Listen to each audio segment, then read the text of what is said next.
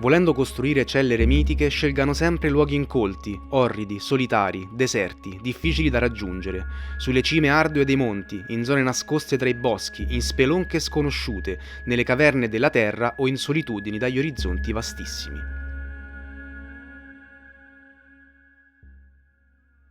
Gli eremi erano luoghi del silenzio e della meditazione spirituale, di distaccamento dalla vita materiale. In questi luoghi remoti ed isolati si svolgeva una vita fatta di semplicità, volta alla preghiera e al sostentamento essenziale a seconda delle poche risorse disponibili. Amare la povertà e l'isolamento, verso un'unica direzione, la ricerca della beatitudine. Nel territorio che abbiamo avuto modo di esplorare, nei dintorni di Vallerano, gli eremi erano ricavati scavando nel tufo, molto probabilmente riadattando strutture ipogee preesistenti. Non siamo degli esperti, piuttosto dei curiosi ed appassionati, per questo oggi cercheremo di decifrare alcuni indizi, nella speranza di trasportarvi dentro al fascino di un'antica solitudine votata all'ascesi.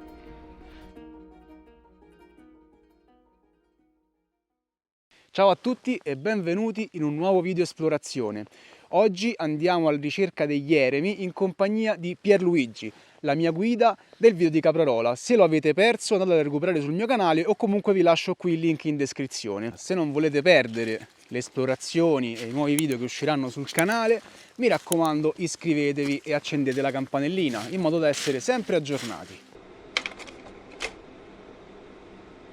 Questo posto è abbastanza complicato da trovare perché praticamente è dentro una forra nell'altro versante della vallata. Tanti anni fa, quando sono venuto alla ricerca di questi posti, mi basavo sul libro di una ricercatrice che si chiamava Joselita Raspiserra, che è venuta qui nel 76 senza satellitari, armata di mappe militari e bussola, si è ritrovata tutti questi posti impervi, diciamo.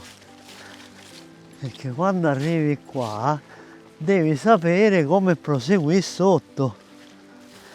No, abbiamo un problema. Riusciamo a trovare la strada per scendere giù.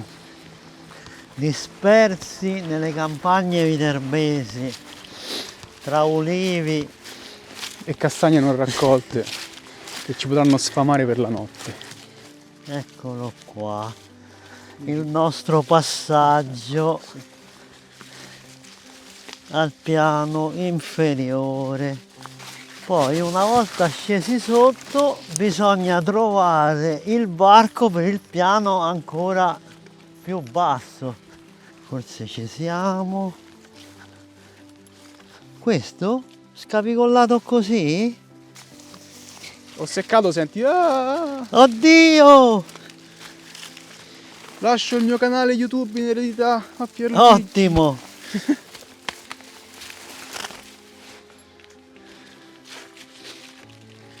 Beh sì, il sentiero è un po' disastrato, ma abbastanza percorribile con delle buone scarpe.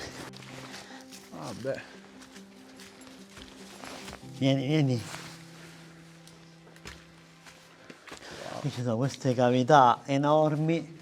Questa probabilmente era la parte dedicata al lavoro, quindi ricovero animali, accatastamento beni di prima necessità, mentre sotto c'è la parte, diciamo, più spirituale, ecclesiastica, dove troveremo anche qualche traccia di affresco.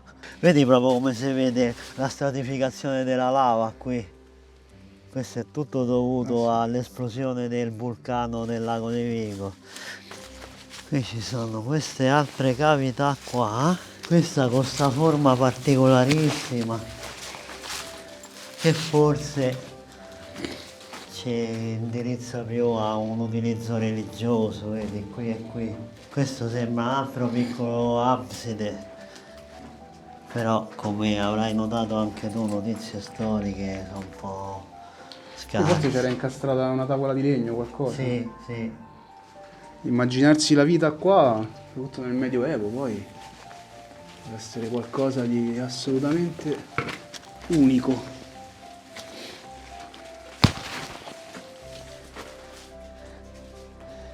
Qui c'era questo pozzo che si è interrato sotto, che chissà quale altro tipo di utilizzo ci poteva avere.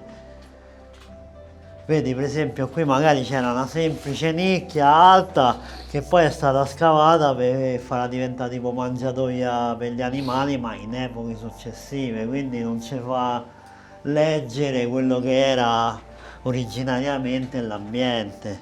Attenzione perché qui è totalmente non in sicurezza, diciamo.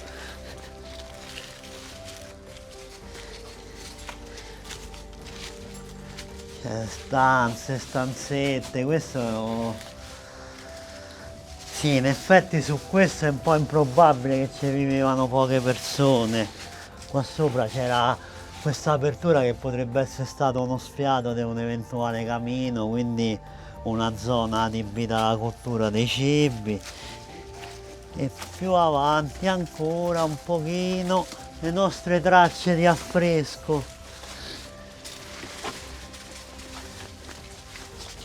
Vedi, qui sopravvive solo questa testolina di Angelo e qui c'era un'altra figura con le vesti ecclesiastiche, vedi? Qua è appoggiato, Sì, sì, sì, è franato e si è fermato lì.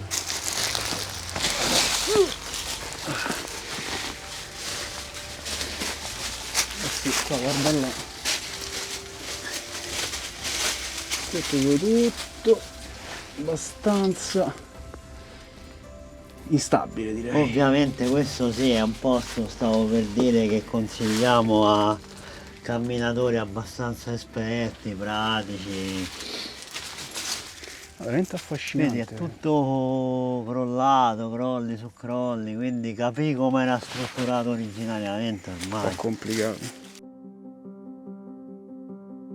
Ci spostiamo verso le grotte del San Salvatore e proprio lungo il tragitto incontriamo Massimo Fornicoli, uno studioso di zona, che ci lascia qualche informazione direttamente dalla sua jeep.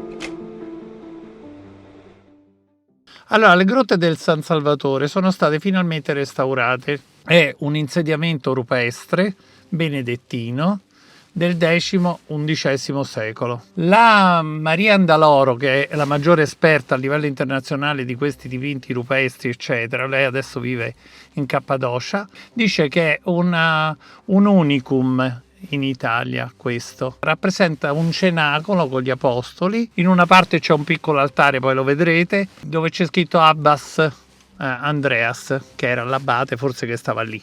Qui praticamente c'era la scalinata che portava agli ambienti superiori. Questa parete rocciosa è franata circa a fine 1800 e in quell'epoca, essendo rimasta solo la parete attaccata, affrescata, si è scoperto questo eremo praticamente che si era perso nel corso dei secoli. E questa per fortuna è una dei pochi esempi di valutazione del territorio che è stato fatto nella Toscia e speriamo che da qui si dia in là ad altri recuperi.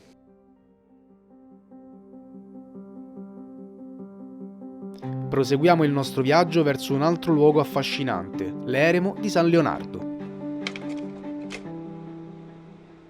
Allora, ci troviamo in un punto molto particolare in quanto siamo sui confini territoriali del comune di Carbognano, Caprarola, Vallerano e Canepina, in una località che viene chiamata La Stufa e infatti lì sotto c'è un fosso che si chiama San Leonardo che prende il nome dall'eremo e di là il fosso della Stufa che vanno a congiungersi in un posto molto caratteristico chiamato il Passo del Lupo che ci dà la dimensione di questo posto così selvaggio e isolato dalla società moderna, diciamo. Qui c'era la chiesa e sotto c'erano gli ambienti dove vivevano.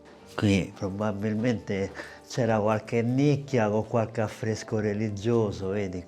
Però non è descritto bene le parti che erano dedicate al lavoro e le parti dedicate alla parte religiosa. Qui c'era questo passaggio che secondo me era fatto proprio per dividere gli spazi e andare direttamente dentro la chiesa senza passare Nelle celle degli altri. Esatto.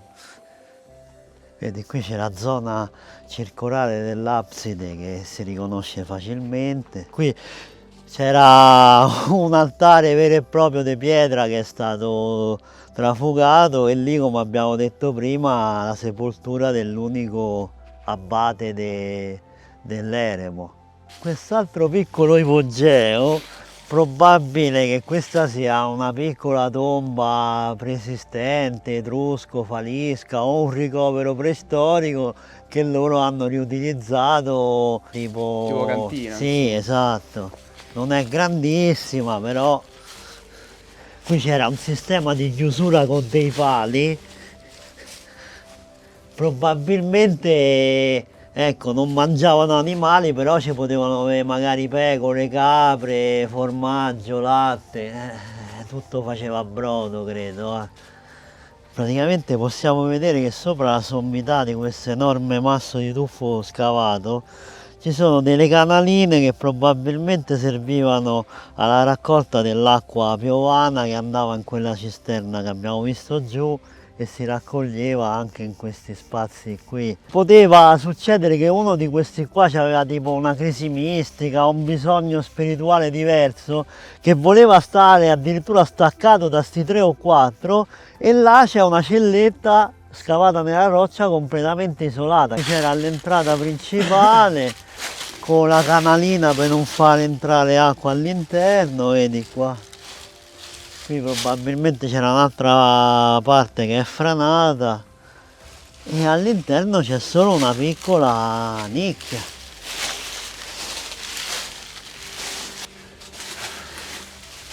Peccato che appunto le informazioni sono molto poche. Se ne sapete qualcosa, scrivetelo nei commenti, saremo curiosi di scoprirne di più. Insomma, siamo qui apposta per esplorare e Esatto. scoprire.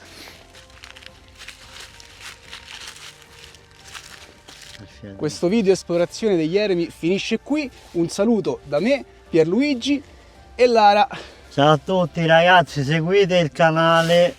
Iscrivetevi, accendete la campanellina e se vi è piaciuto commentate e mettete like. Noi ci vediamo alla prossima avventura. Ciao!